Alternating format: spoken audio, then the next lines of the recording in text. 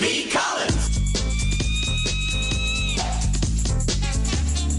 Peter B. Collins, news and comment. It's Tuesday, October 6, 2020. Well, Trump is resurrected. After 3 days, he rolled away the stone at Walter Reed Medical Center. And he's acting like he is C-U-R-E-D, cured. And we'll get to the showboat president in just a moment. But I think there's a more compelling lead story today. It's almost unbelievable because Monday, the Supreme Court met for the first session of its new term, and they reminded us and lower courts across the country that they have a firm policy that courts should not intervene and change rules for elections when we get close to elections. And right now in South Carolina, people are already mailing in their ballots. In fact, my mail-in ballot arrived in my mailbox yesterday, and I'm planning to fill it out and return it in the next couple of days. At any rate, this gets a little complicated because in a 2-paragraph order, the top court reinstated a South Carolina law that requires an absentee voter to have someone witness them signing their ballot and prove it by having the witness sign the ballot too. Now, this is an extra hurdle. And in a time of COVID-19, where the option of voting by mail is intended to reduce your contact with other human beings, it requires you to have contact with some other human being. It could be a family member. But get this. On September 18th, a federal district judge had blocked South Carolina from enforcing this rule for the November 3rd election.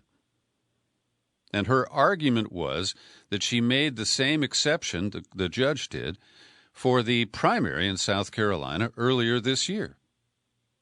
So she was being consistent. She was maintaining what has become the status quo. But the Supreme Court, in what I view as a highly partisan move that is likely to help Lindsey Graham as he fights an election that polling shows is tied with Democratic candidate African-American Jamie Harrison. But the court decided to revert to the status quo ante, which would mean before the judge heard these issues over the past few months. So, absentee voting has already started in South Carolina. So the judges made a brief exception. They decided that South Carolina would have to count ballots received in the next 2 days that lack a witness signature. But after 48 hours, the state must enforce the old rule and reject ballots without a witness. Now, that's arbitrary. That's confusing. And it's also ridiculous. Now, there was no formal opinion. The order didn't include a breakdown of how each judge voted. There were no dissents. Does that mean that the 3 remaining Democratic-nominated justices went along with this? The order does note that Clarence Thomas, Sam Alito, and Neil Gorsuch voted in favor of rejecting all ballots missing a witness signature. And then Brett Kavanaugh, the I Like Beer justice, wrote a short concurring opinion for himself. He said the judges shouldn't second-guess how state legislatures were handling the election during the pandemic, and reminded us all that federal courts should not alter state election rules in the period close to an election. Now, this is incoherent. It is irrational. And the only conclusion I can reach is that this is a political intervention.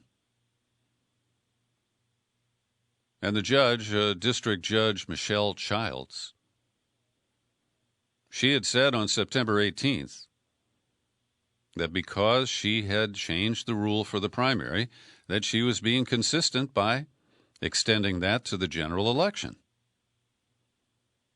But then it went up to an appeals court, which actually backed Judge Childs 9-5. So you've got a lower court reaching a decision. It's backed up by the appeals court by a significant margin. But the Supremes enter the picture. And because one of the dissenting judges on the appeals panel had pandered to the court saying that the District Judge Childs had defied Supreme Court precedent, that was cited by Kavanaugh as part of his rationale. And I have to say that I find it really depressing. It is overwhelming to try to cover the number of voter suppression schemes that are actively being pursued by Trump and the Republican Party, even just a month from Election Day. And this is designed to confuse people, to prevent certain people who are likely to support a Democrat from voting at all. And it is just fundamentally undemocratic to impose hurdles, restrictions on the simple act of voting. And you don't need that second witness signature. There is so little voter fraud in mail-in balloting that it only exists under the Orange Dome. And yet, this is a preview of what a fully Republican-controlled court is going to be able to do. And you add Amy COVID Barrett to the mix, it's not going to get better. And it is kind of depressing to see this trend line for the court moving to the right for the foreseeable future. Clarence Thomas is the senior justice now. He's in his early 70s. He'll hang on. And Trump has appointed these young justices, Kavanaugh and Gorsuch, who will be there for 35, maybe 40 years. Barrett is under 50. And so this will determine the course of our country and enable this brazen, naked partisanship that we see in evidence in yesterday's intervention in South Carolina. So we're learning more about Coney Barrett's history, her alliance with this cult-like Christian group, People of Praise. While she was going to law school at Notre Dame, she lived in the 9-bedroom South Bend home of Kevin Renagin, who is a co-founder of People of Praise. And apparently her husband, Jesse, they were not married at the time. You can be certain that they maintained sexual distancing, right, in a house like that. But it's interesting, Jesse, the husband, lived there for a couple of years before they married in 1999. The Guardian looked at public records to track down the addresses of Amy Barrett and her now husband. And I think this is significant because her religious views are extreme. People of Praise has been criticized by some former members for adhering to strict authoritarian structure, including the expectation that women are subordinate to their husbands, who are considered their heads.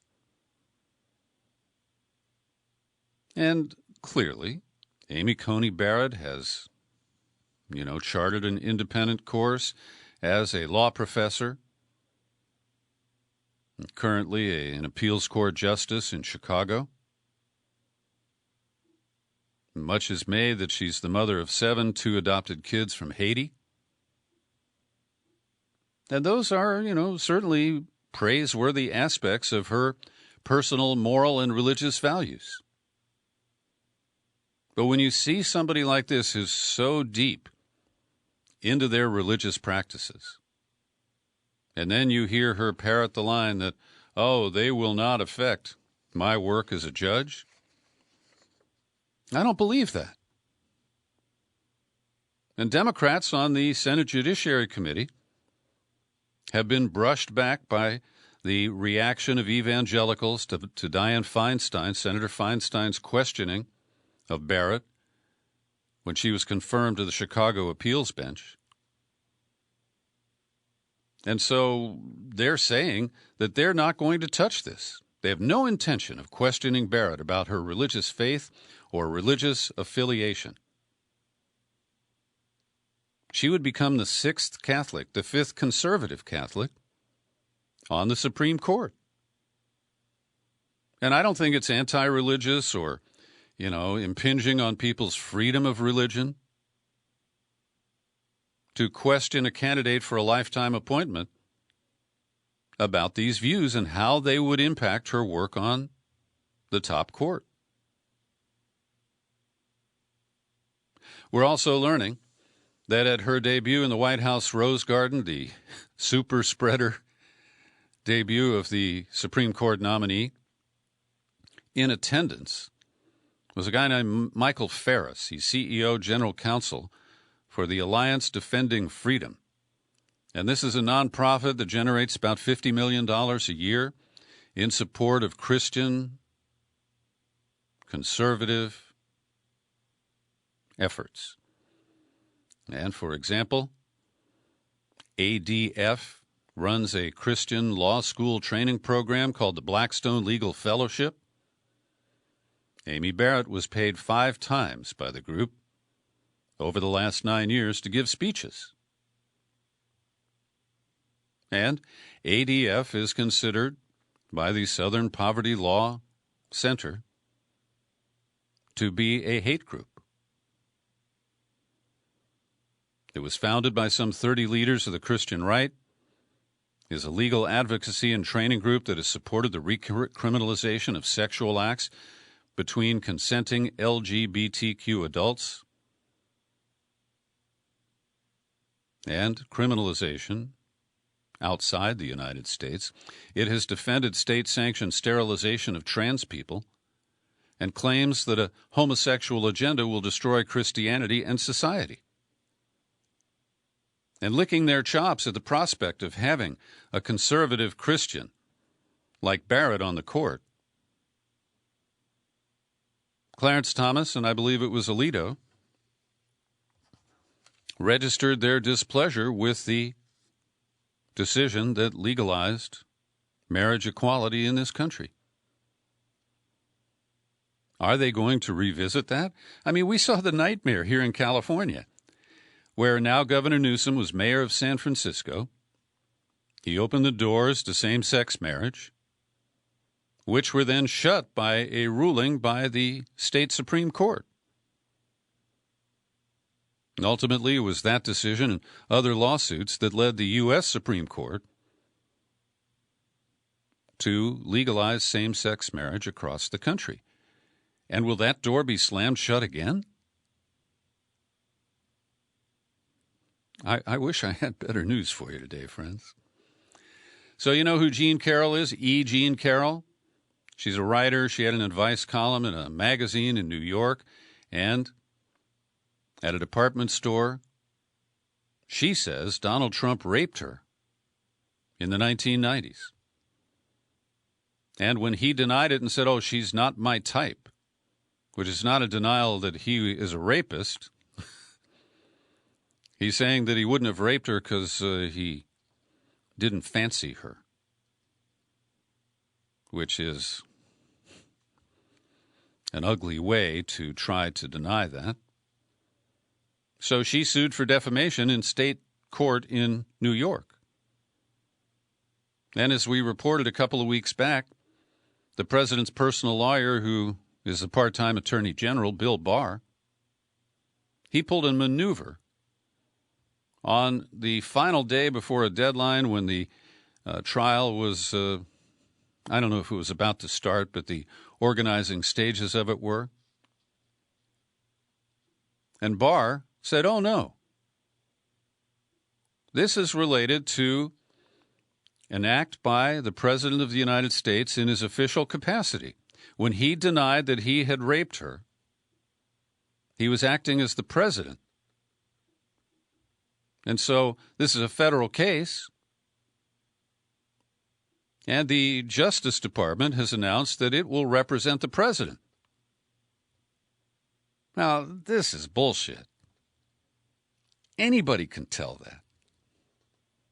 And Carroll's lawyers, in a pretty hot statement, said, there is not a single person in the United States, not the president, not anyone else, whose job description includes slandering women they sexually assaulted. Later they said, only in a world gone mad could it somehow be presidential, not personal, for Trump to slander a woman who he sexually assaulted. So Carroll's lawyers are in federal court now, asking to be returned to state court, the venue that they filed the charges in. And a judge who's been known to be friendly to Trump, Louis A. Kaplan, the federal judge, is now going to rule on this case. I mean, when you put all this together with the Supreme Court, with Barr at the Justice Department, with the maneuvers that they have repeatedly pulled, and despite my being persuaded that Mike Flynn, was in some ways set up by the FBI, to see Bill Barr intervene in that case, intervene in the Roger Stone case, this sets terrible, terrible precedents. It shows that our so-called criminal justice system and our court system, they are perilously compromised. And while a new president could appoint a new attorney general that could change things at the Justice Department, these lowered standards for federal courts and gaming, venue shopping, using various underhanded tactics to deliver a result for a political motive, it's a new low. Oh, and we have many examples of, low acts by our courts and by the Justice Department under administrations of either major party. So as I was recording yesterday's podcast, Trump was rolling back the stone over there at Walter Reed. He hopped on a helicopter, flew to the White House. The chopper landed. And he made his way up the steps there. And he defiantly ripped off his mask. He posed for a photo op with thumbs up with, what was that movie? Ben Stiller was in it, and, these male models had different poses, and one of them was called Blue Steel. Well, Trump gave us his blue steel. As photo ops go, yes, it was a picture that spoke 1,000 words. He forgot to bring his Bible, though, the one that he hoisted in front of St. John's Church after the military had cleared Lafayette Square for him. And so this miraculous resurrection, that's all I can call it. I mean, Friday he was sick and had to be hospitalized. And just like Jesus, by Sunday, he was back and better than ever. He said he hasn't felt this good in 20 years. Well, that's what drugs will do for you, Don. Maybe you ought to get off the steroids and try something that would calm you down and clear your thinking, if that's even possible.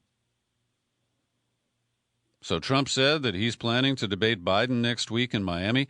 That's on Thursday. That would be exactly 2 weeks from the positive test for COVID, if you believe the White House timetable, and we can't. And it's clear that while Trump is putting on his best face, during that photo op, if you look closely at the video, just the act of removing his mask, transferring it from left to right hand, and pocketing it seemed to really wear him out. And he was already huffing and puffing from climbing the steps from the ground level up to the balcony where he entered the White House. And who was exposed to him at this infectious stage when he did enter the White House? A Secret Service agent who is bound to be close to the president no matter what? Or the aides that he routinely intimidates into not wearing masks? He continues to downplay the virus. Facebook pulled a post because he said it's just like the flu. Get your flu shots, he said. Meanwhile, more people are testing positive. The Vice Commandant, Charles Ray of the Coast Guard. That's led to quarantining for the nearly the entire Joint Chiefs of Staff because they met with him in a skiff, secure room at the Pentagon last week. And we can't believe the bullshit that comes from Sean Conley, the osteopath and White House doctor, because he spins his medical reports about Trump. The latest spin, vital signs and physical exam remain stable, with an ambulatory oxygen saturation level of 95 to 97%. Overall, he continues to do extremely well. No symptoms. Now, we are told that the cocktail of drugs that he's taking reduce the fever and some of the cough and ache symptoms that come with COVID. We now have 40 senators who are using contact tracing, and they're being tested because over on Capitol Hill, they're taking that much more seriously. But the White House contact tracing operation appears to be very slipshod if it's functioning at all. Last night, I got a note from my friend Marion Jung. I'm going to share it with you. We're all outraged at the irresponsible behavior of Donald and Melania Trump and White House staff members, which borders on criminal acts. When it comes to testing positive to COVID-19, coming down with symptoms, and how he, she, they have continually breached CDC and moral standards without regard to the health and safety of others. My question is, why hasn't the White House been closed, like any other company would be, and workers quarantined at home for 14 days according to CDC standards? Should there be a call to action, she asks, among any groups that have a large membership list in regard to this infectious group and place?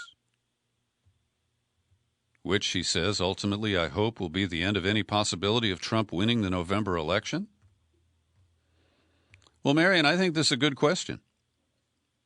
But I can imagine the rationalizations that will surface and service Trump's whole denial mentality. That they're tested so often that the rules don't apply to them, or they have any other 9 different routes to reaching the same conclusion, that is, the rules don't apply to them. So Facebook did finally pull down a presidential post. It read like this: many people every year, sometimes over 100,000, and despite the vaccine, die from the flu. We've learned to live with it just like we're learning to live with COVID. In most populations, far less lethal. Twitter got the same message tweeted. and they put a label that hides the message, but leaves it available to people who click over the little label part. The Twitter spokeswoman said it means engagements with the tweet will be significantly limited. But these social media outlets are enablers. And this has reached the point where it's not just a diversion, it's not just a minor factor. And I want to recommend that you watch the new doc on Netflix, Social Dilemma. I screened it over the weekend. And while I have some complaints about the dramatization elements that are inserted in between the documentary interviews, it really hits home by explaining that we are the product on social media, but we don't control the data and behavioral information that they collect on us. And social media does have a pernicious impact on most people, persuading us to accept things that we might not otherwise believe. And it's insidious, it's subtle. And by the end of the film, they're really sounding the alarm that it is a big cause of the division in the American populace today, because we are fed confirmation bias information. Each side, in fact, each American has their own set of information. And thus, when Trump rips that mask off, there are 40 million people, or 40% of the population to be more accurate, that says, wow, what a strong macho leader we've got.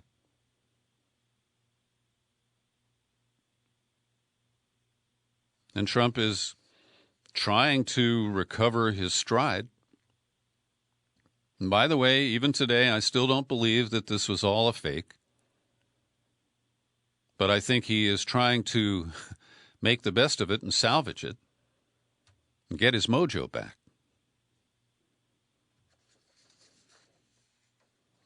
And here's the story on contact tracing.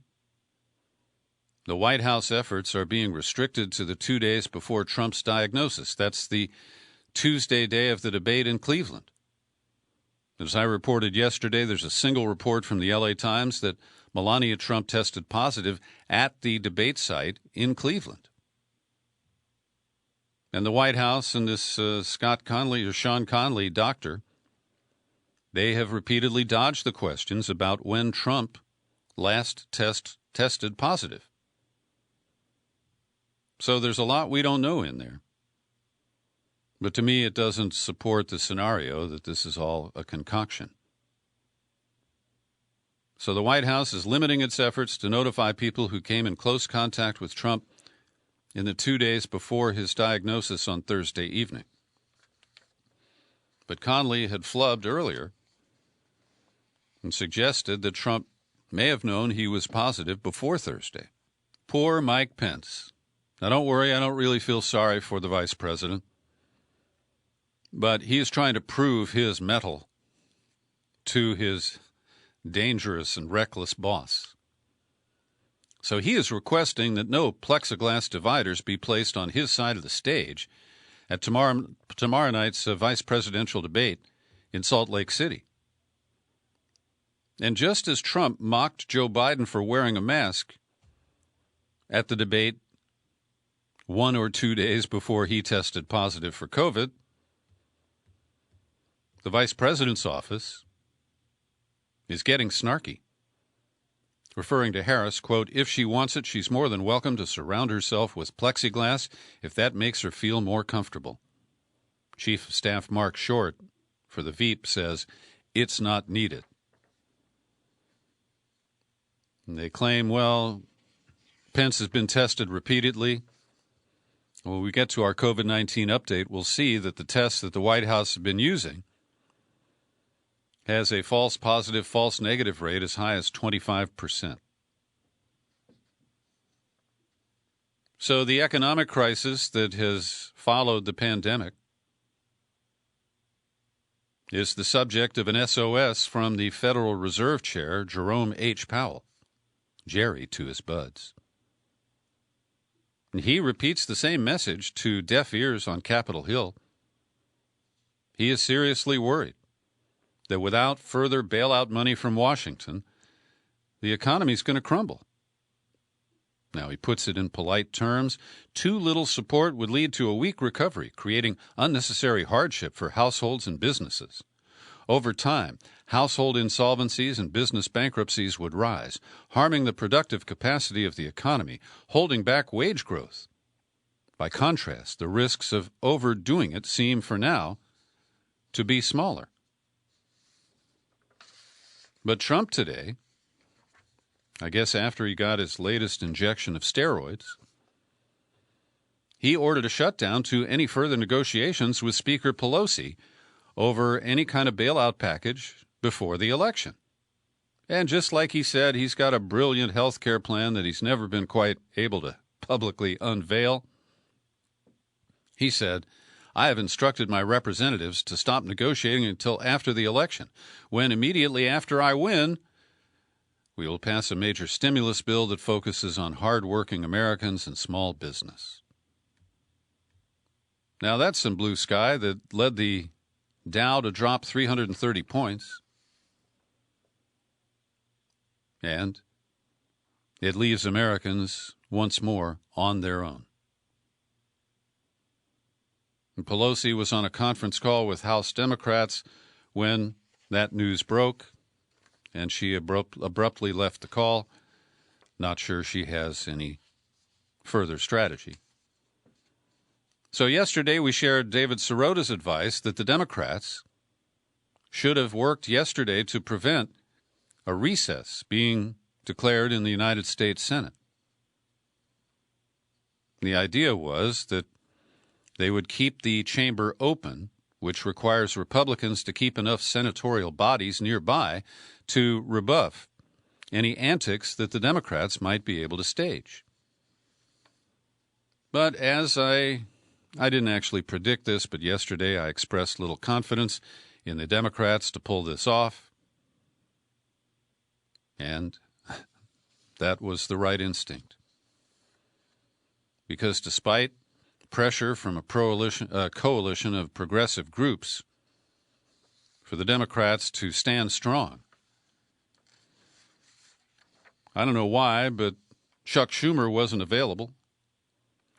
And so he sent Tim Kaine, who was Hillary Clinton's running mate and is still a senator from Virginia, out to the floor where he made a motion to modify McConnell's adjournment resolution, which would keep the Senate in recess past the election. So McConnell objected. He moved his initial motion for recess, and the Democrats caved. Oh, they got a big concession. McConnell withdrew 5 federal judges from the calendar for confirmation, and that'll all be rubber-stamped in the lame duck session instead of before the election. Now, it's not as if that was a silver bullet, but the Democrats don't even put one in the chamber. And so it goes. Every day I pause for a minute to thank the people who support my work here at the Peter B. Collins Podcast with your subscriptions. There's George Maschke in Den Haag, that's in the Netherlands, Perry De Lorenzo, Carl Howard in scenic Columbus, Ohio, and Jerry in southeast Portland. They all chip in $5 or a little bit more each month to help support my work. And you can do it too. Just visit peterbcollins.com/sign up.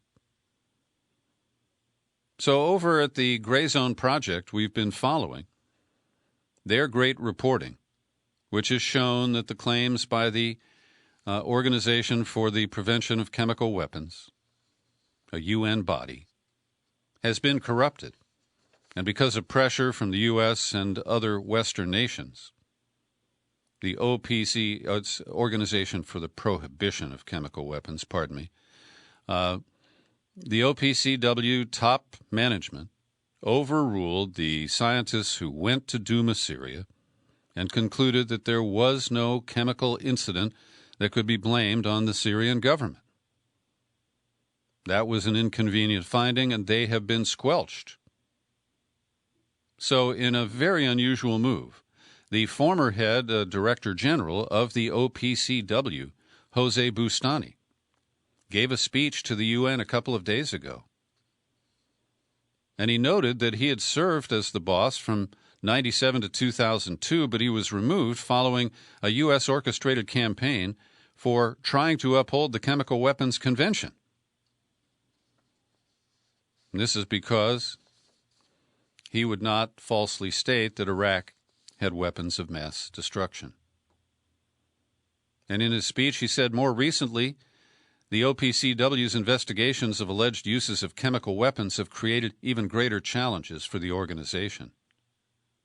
Serious questions are now being raised over whether the independence, impartiality, and professionalism of some of the organization's work is being severely compromised, possibly under pressure from some member states.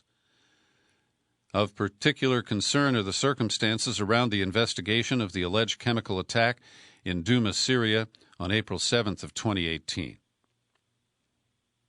He says his eyes were open when he attended an event in October of 2019, which led him to publicly offer a statement expressing his alarm over unacceptable practices in the investigation. And he calls for his successor, who he names Fernando Arias, Director General, to lift the gag order on his inspectors and let them report their findings.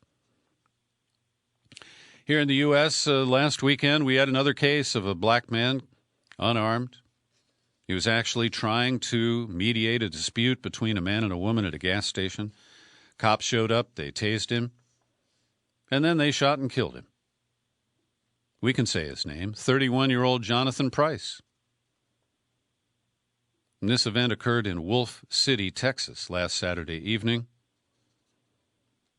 According to the officer, Sean Lucas, who has been charged with murder, Price resisted in a non-threatening posture, began walking away when Lucas deployed a taser and then shot him with his service weapon.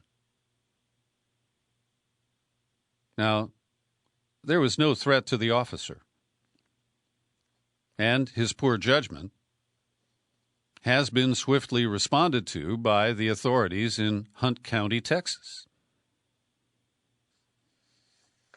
But another life has been lost, and it appears that few lessons have been learned by the cops.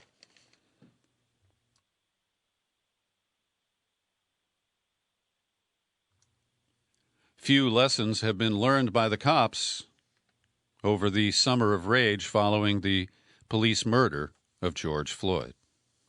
And it was BART cops here in the Bay Area responsible for the death of Oscar Grant, going back to New Year's Eve several years ago. And one of the officers, Johannes Messerly, who pulled the trigger that killed Oscar Grant, served a 1-year jail sentence. But now the district attorney in Alameda County, Nancy O'Malley, has yielded to pressure from the family of Oscar Grant and is reopening the investigation into the other cop who was the first one at the scene and who had pulled Oscar Grant off the arriving BART car at the Fruitvale station. Many of you may know this story because of the movie Fruitvale. I'm not sure much will come of it, but I welcome this reopening of the investigation. Dismal figures. Almost 23,000 people die in the United States every year by their own hand using a firearm. Nationally, nearly half of suicides involve a gun, but they broke it down and discovered that there are 11 congressional districts where more than half of these self-inflicted gunshot deaths occur. Almost half of white men and 46% of adults in rural areas own guns. Although women are more likely to try to kill themselves, generally men and boys comprise 86% of all gun suicides. and about 90% of suicide attempts using guns prove lethal, whereas only 4% of attempted suicides lead to death when a gun is not involved. Stunning figures. Today, we've posted a Peter B. Collins podcast interview at the website, and the Facebook page of Freedom Foundation International. I've been involved with the Freedom Foundation since the 1980s. We work on behalf of wrongfully convicted inmates. And the interview that's posted today is with Jim McCloskey. He's the founder of Centurion Ministries in Princeton, New Jersey.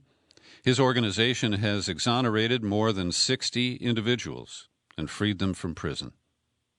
Here's an excerpt from my conversation where Jim McCloskey notes that despite widespread prosecutorial misconduct in many of these wrongful convictions, he's never seen a case of a corrupt district attorney being prosecuted. But in America, with all these exonerations, 2,600 some, 1,065 homicides, 335 sexual assaults, exonerations, not one public inquiry has been held anywhere for any particular case in the United States. It's like we're afraid to look at our mistakes. We don't want to go too deep. Okay, the court ruled that, and it prevailed, that an innocent person was wrongly convicted. We get him out, free that person, but that's as far as we want to look. Now, you take Dallas, Texas. I've worked in several cases in Dallas, Texas, and there have been now this is Dallas County, one county out of 4,400 in the United States or so. Dallas County has resulted. There have been close to 40 exonerations of wrongful convicted people based on the work of the Dallas County District Attorney's Office and the Dallas Police Department.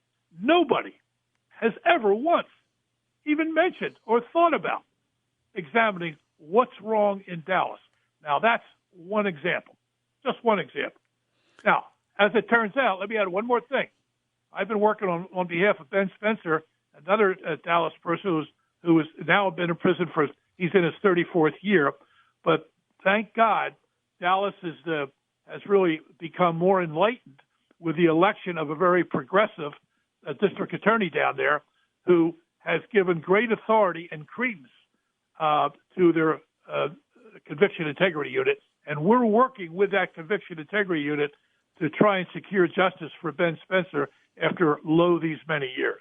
That's Jim McCloskey, founder of Centurion Ministries.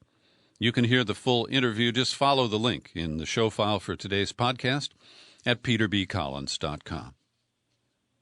Ray McGovern has a new column over at consortiumnews.com where he slams James Comey, the former FBI director, for his amnesia before the Senate Judiciary Committee last week.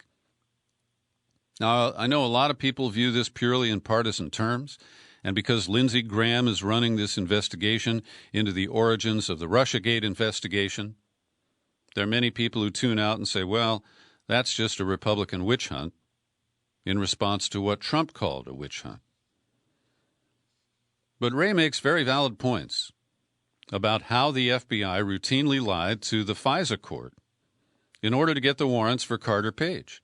And he makes a really interesting point using the knowledge of Bill Binney, the former NSA director, technical director, who is also a member of McGovern's group, Veteran Intelligence Professionals for Sanity. And Binney notes that when they wiretapped Carter Page, it was a two-hop order, meaning that if Carter Page called Jared Kushner and Jared Kushner called Donald Trump, that they could surveil Donald Trump under the scope of the FISA warrant for Carter Page. And most people don't recognize that when they hear the Carter Page was wiretapped and then they renewed the warrants, I believe 3 times, maybe 4. And McGovern describes Comey as politely smug, a hair short of condescending. He says there was not the slightest sign he thought he would ever be held accountable for what happened under his watch. 4 years ago, Comey knew Hillary Clinton was a shoo-in. That explains how he, along with CIA Director Brennan, who's peddling a new book, a National Intelligence Director and proven perjurer James Clapper, felt free to take vast liberties with the Constitution and the law before the election. So I encourage you to read this. I think it makes some strong arguments. And I know many of you react to my skepticism about the Mueller investigation and Russiagate broadly. But I encourage you, just open your mind a little and take a look at that. Well, we've been following on and off the protests in Belarus, trying to bring down the regime of President Lukashenko, following an election in August that many people thought was rigged. Well, in one of the other former Soviet republics, Kyrgyzstan, they had an election on Sunday, just 2 days ago. And because of massive instant protests on Monday, the government announced that they are annulling the results of Sunday's parliamentary election vote. And that is, I think, a remarkable achievement.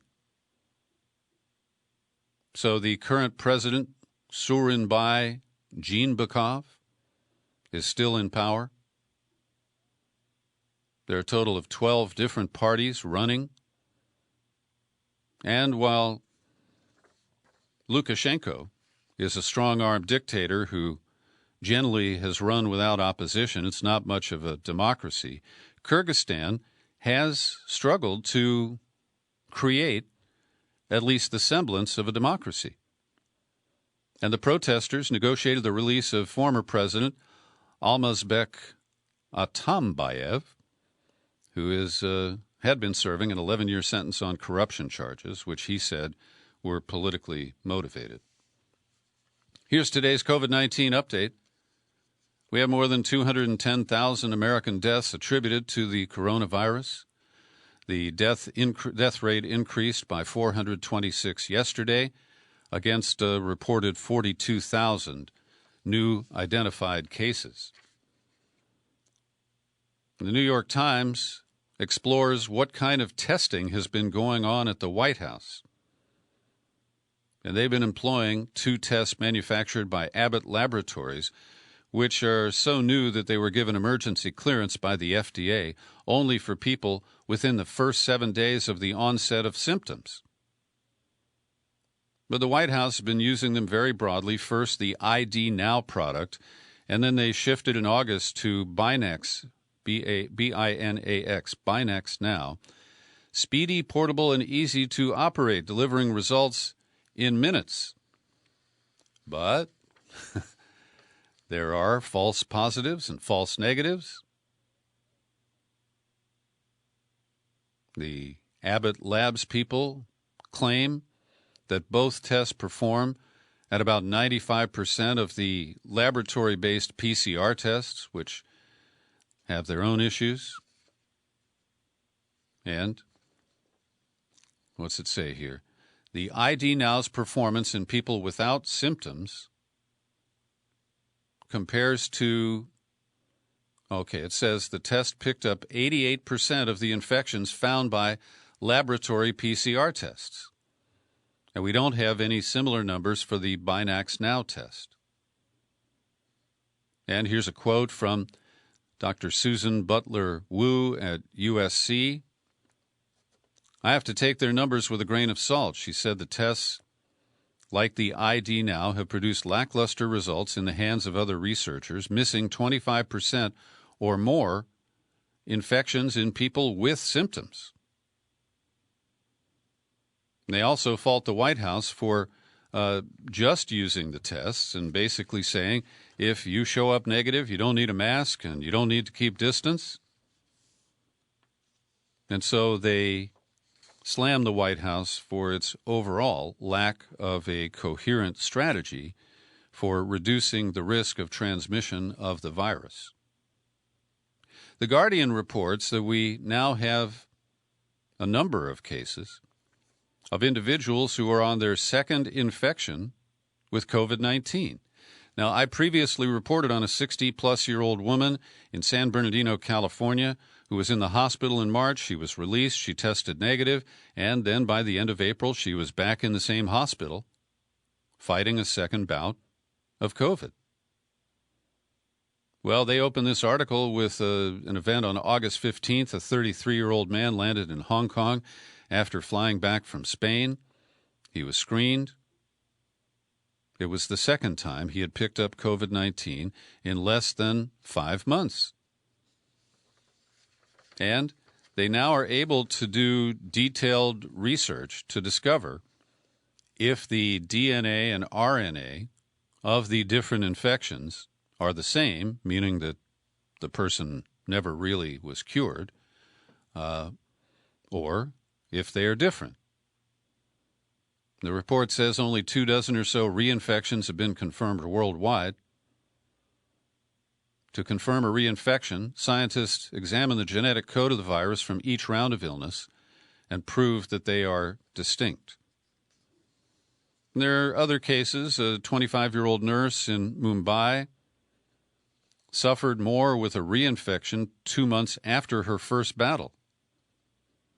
Her immunity wasn't enough to protect her from the second, more severe infection despite the presence of neutralizing antibodies. The CDC issued new guidance on Monday that we can't trust because it's been massaged by the White House. But this one appears to be less inaccurate. The CDC's updated guidance says the virus can spread more easily, suggested the public should wear masks even in prolonged outdoor gatherings when you're more than 6 feet apart. They quote Dr. Donald Milton, University of Maryland. The virus is traveling through the air. There is no bright line. You're not safe beyond 6 feet. You can't take your mask off at 6 feet. CDC officials have also acknowledged growing evidence that the virus can sometimes spread on even smaller particles called aerosols that spread over a wider area. And I'm linking in today's show file to what I think is an interesting piece in today's New York Times. It's a little too scientific to try to detail for you on the podcast, and I'd probably bungle some things. But it's entitled Charting a COVID-19 Immune Response. And it takes a look at what the current thinking is on how the body responds to an infection, the level of the viral load, the severity of the symptoms, and how in some cases, the immune system unleashes powerful weapons that turn inward and destroy healthy tissues. And this is one of the questions being asked about Trump's miraculous resurrection. Did he really come through unscathed? Or are there serious concerns here that he could have scarring in the lungs, damage to internal organs? And so we will have to wait and see. As Trump likes to say, we'll see. So I opened the podcast today slamming the Supreme Court. There is one other case that we will mention. They declined to take up the matter of Led Zeppelin versus Spirit, related to the claims of infringement by the band Spirit on Led Zeppelin's classic chords in the opening to Stairway to Heaven. So that issue is now settled, and Led Zeppelin is the victor in this case.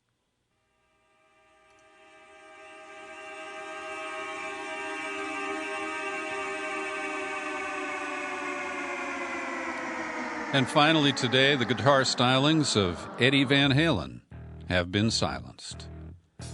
Eddie passed away, reported today, at age 65 after a long-term battle with cancer. And I think anybody over the age of something remembers a Van Halen song that they cranked up on the car radio as you're cruising down the highway.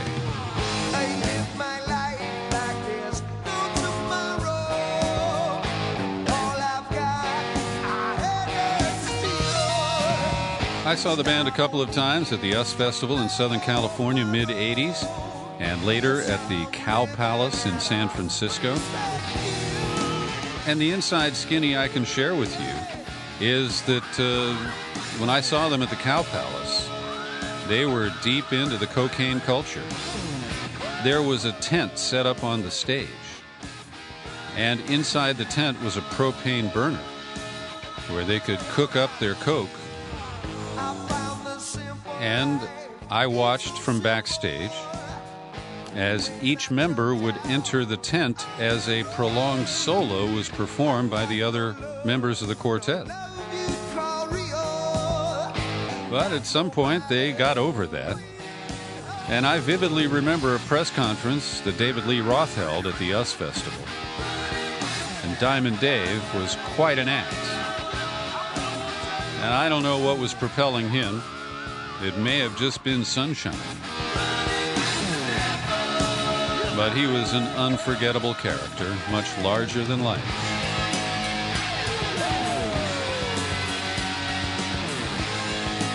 Happy trails to Eddie Van Halen.